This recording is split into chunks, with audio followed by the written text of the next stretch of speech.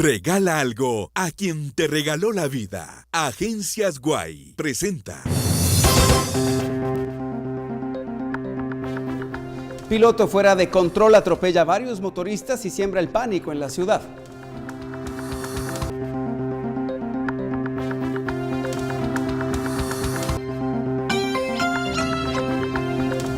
Ejército reconoce infiltración de pandillas en las fuerzas castrenses.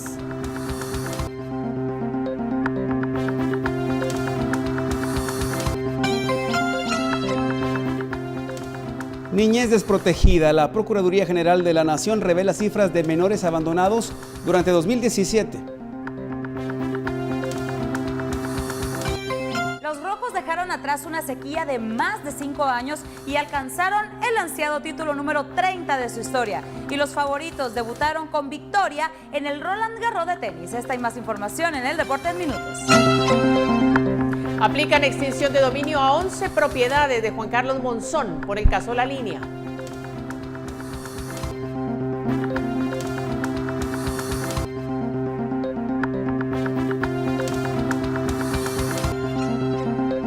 El presidente de Francia, Emmanuel Macron, recibe la visita de Vladimir Putin de Rusia.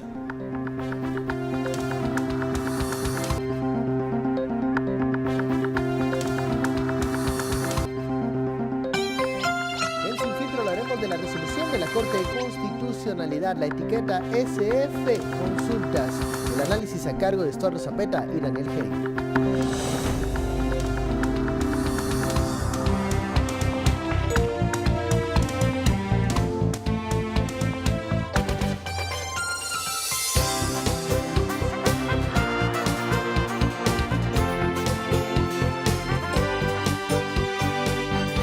Noticiero Guatevisión con María Luisa Gómez y Alejandro Vidal. Regala algo a quien te regaló la vida. Agencias Guay presentó. Hola, muy buenas noches. Bienvenidos a las noticias de Guatevisión este lunes 29 de mayo. María Luisa. Todo listo. Gracias por estar con nosotros. Vamos a iniciar de inmediato. Wendy, nuevo 4x32, Beef or Chicken. 4 productos por 32 quetzales. Y de esa manera comenzamos. Como una película o escena del Medio Oriente, catalogan las autoridades de la PNC la persecución en contra de un hombre que no respetó la vida de varias personas que sufrieron golpes al ser atropelladas por su carro en marcha. El vehículo, según el MP, fue utilizado como arma para agredir a toda aquella persona que se encontraba a su paso. 6 heridos reportan los cuerpos de socorro en un aparatoso accidente que se registró en la zona 1 y zona 2. Esta camioneta, piloteada por un hombre, atropelló a 2 policías municipales y 4 civiles, entre ellos una mujer en estado de gestación. El piloto fue perseguido por la Policía Nacional Civil por más de 10 minutos, por varias calles. Al llegar a la primera calle de la zona 2, una de las llantas explotó. Durante su captura, el piloto en el interior de su vehículo tomó la decisión de autoapuñalarse. Al momento que los cuerpos de socorro se presentaron al lugar del incidente, localizaron un cuchillo tirado. El piloto, durante los primeros auxilios que realizaron los socorristas, aprovechó para escribir con su propia sangre el nombre Jehová en el carro. Los pacientes presentaban varios golpes en el cuerpo. La señora, que fue trasladada en estado de gestación, era la paciente con más problemas de salud. La unidad canina de la PNC se presentó al sector donde revisaron el vehículo para determinar qué trasladaba el detenido. La PNC localizó algunas maletas y algunas herramientas, no localizando ningún tipo de droga. Las placas de los vehículos son de Veracruz, México. Los vecinos que presenciaron el accidente afirmaron que el conductor, cuando era atendido, gritaba varias veces que se quería morir. Los socorristas municipales que trasladaron al detenido también indicaron que el paciente gritaba que se quería morir. Por una Guatemala en paz en cámara, Salvador López y Byron Secaira. Reporta para Noticiero Guatevisión, Alberto Cardona. Bueno, como es lógico, esa situación generó caos vehicular en los sectores de la zona 1 y 2 capitalina. A continuación vamos a repasar cómo fue la ruta peligrosa del agresor.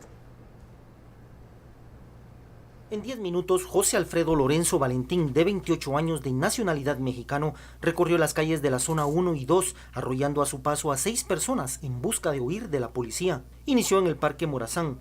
José Lorenzo, utilizando su vehículo como arma, atropelló a 2 policías de Emetra, llegó hasta la avenida Elena utilizando la Sexta Avenida y Segunda Calle de la zona 1, colisionó contra 2 motoristas en su paso y continuó su marcha y llegó hasta la Segunda Calle y Primera Avenida de la zona 2, donde atropelló a otras 2 personas y finalizó el peligroso recorrido en la Segunda Calle de la zona 2, donde se apuñaló. En el interior del vehículo las autoridades encontraron un gafete del Tribunal Electoral mexicano con la fotografía del agresor. Las autoridades continúan con la investigación y se espera a que en las próximas horas sea trasladado hacia la torre de tribunales. Por una Guatemala en paz, Cristian Martínez y Luis H. Y ante lo ocurrido tenemos en directo al director de la Liga de Higiene Mental, el licenciado Marco Antonio Garavito, experto en psicología, comportamiento humano. Bienvenido, buenas noches, gracias por acompañarnos, atendernos hoy. ¿Puede darnos una lectura de lo ocurrido que dejó en psicosis, en zozobra a muchísima gente en nuestra población? Bienvenido, buenas noches. Bueno, buenas noches. Lo primero que yo quiero señalar es que tristemente este tipo de hechos se están repitiendo mucho en nuestro ambiente social. Recuerden ustedes lo de la San Juan, pero si uno va a la vialidad de todos los días, incidentes de agresividad y de violencia se dan, ¿verdad? Se dan. Entonces, lo primero que yo quisiera mencionar es eso, porque a veces nos quedamos con este hecho o algunos hechos que son muy sensacionales, ¿no? Y muy mediáticos, pero nos olvidamos de analizar el trasfondo de lo que nos está ocurriendo y esa es sobre todo mi preocupación. Y en ese sentido yo quisiera por lo menos situar 2 elementos que se me ocurren de entrada, ¿no? Porque hay muchos vacíos todavía en la información de trasfondo de este sujeto, su vida, su proceso de vida, qué sé yo, ¿verdad? El hecho de que, como ustedes bien decían, gritaba que se quería morir. Bueno, hay que entender cuál es el trasfondo de su vida para poder dar una mejor explicación. Sin embargo, insisto, sí me gustaría señalar 2 cosas que debe preocuparnos como sociedad, porque se está repitiendo mucho, si no de manera tan trágica como esta, sí se está repitiendo en muchos ambientes, no solo en la vía pública, sino en el hogar, en la escuela, etc.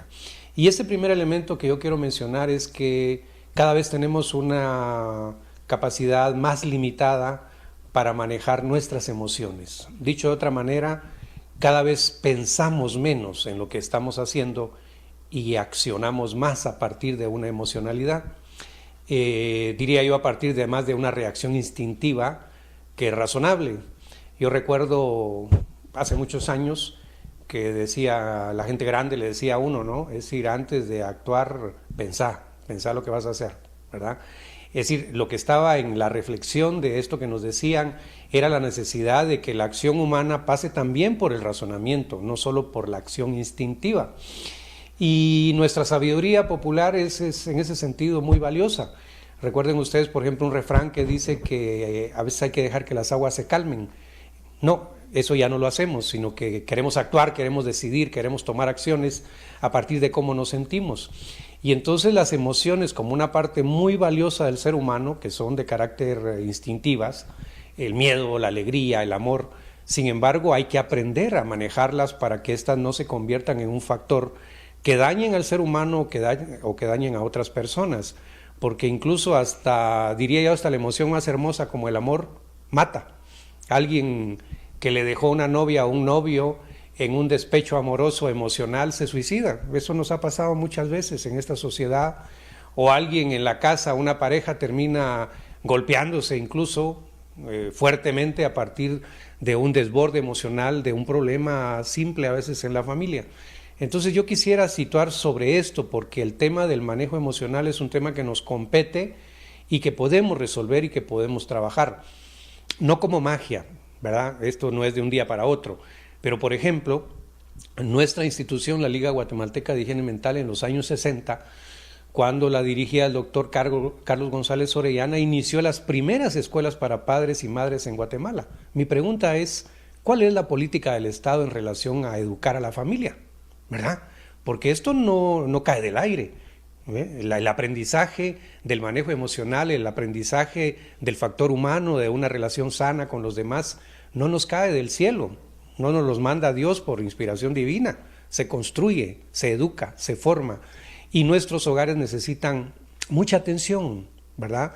Mucha atención del Estado, mucha atención del ámbito educativo, Yo soy de los que creo, y tenemos una experiencia de trabajo que lo demuestra, que uno puede enseñar el manejo emocional desde los niños de primaria, desde el hogar. Perdón, fíjense por ejemplo en esta idea. Un niño muy pequeñito en un centro comercial hace un gran berrinche y se tira al suelo y patalea y bota cosas porque la mamá o el papá no les quiere comprar un chocolate. Y la señora y el señor, para evitarse eso, le compra el chocolate. Pero ese manejo emocional de chantaje y de manipulación, este niño va a ir creciendo con ello. Y cuando se enfrente a la vida social, también lo va a empezar a utilizar, ya ni siquiera razonando ni pensando qué cosas e implicaciones puedan tener. Entonces, ese elemento sí creo que tenemos que reflexionarlo. Y el otro, y perdón que me extienda en esto, pero sí quisiera decirlo, el segundo elemento que me preocupa profundamente es que hay un hecho repetitivo, hoy hay un hecho que se está repitiendo mucho como explicación y justificación, que lo podemos ejemplificar con el hecho de la San Juan, con el joven que atropella a las niñas en la San Juan, y cuando lo capturan y llega a Torre de Tribunales, su primera expresión es: Dios es bueno. Este sujeto de hoy día se corta el cuello y con su sangre escribe Jehová. Es decir, esto que pareciera y puede ser interpretado de una manera muy ligera, yo creo que necesitamos reflexionar profundamente qué está pasando, ¿verdad? En ese sentido de la concepción religiosa, del uso de la religión como justificación, del hecho que en algún momento el proceso religioso devenga en fanatismos, en procesos ideológicos de transformación de la personalidad. En algunos lugares del mundo ya hay incluso algunas expresiones de religiosidad, y por favor lo aclaro bien, no estoy hablando de la concepción religiosa en sí, sino de ciertas prácticas religiosas que van generando trastornos de personalidad en el ser humano. Y eso es muy negativo, y sin embargo acá no nos lo preguntamos, ¿verdad? Es decir, nuestras mismas autoridades o las autoridades religiosas mayores de este país, a mí me encantaría ver una postura, un punto de vista, una explicación, qué sé yo, una argumentación sobre esto que está pasando, porque finalmente ese tema religioso se convierte en un argumento para chocar más en esta sociedad, y no necesitamos chocar más. Recuerden que en el incidente de la San Juan, incluso en las redes sociales hubieron gente que justificó el hecho bajo una concepción religiosa. Eso es muy peligroso porque vivimos en un pueblo creyente, y qué bueno que se sea creyente, pero hay que aprender, porque también la religiosidad se convierte en una emoción, se manifiesta a través de emociones, y es peligroso cuando esa emocionalidad se vuelve irracional, se vuelve eminentemente ideológica. Gracias, porque gracias, entonces licenciado. en vez de poder... Perdón, la interrupción, licenciado, el tiempo es muy corto en televisión, usted sabe, pero sin querer fue respondiendo nuestras preguntas que teníamos planteadas para esta noche. Le agradecemos muchísimo su participación, esa reflexión tan interesante que nos hace pues, de lo ocurrido hoy, también haciendo remembranza de lo ocurrido en la San Juan, y esa recomendación que usted hace también muy puntual acerca de lo que debe hacerse en la familia desde los niños para ir sembrando pues una mejor sociedad para el futuro. Muchas gracias y buenas noches. Continuamos.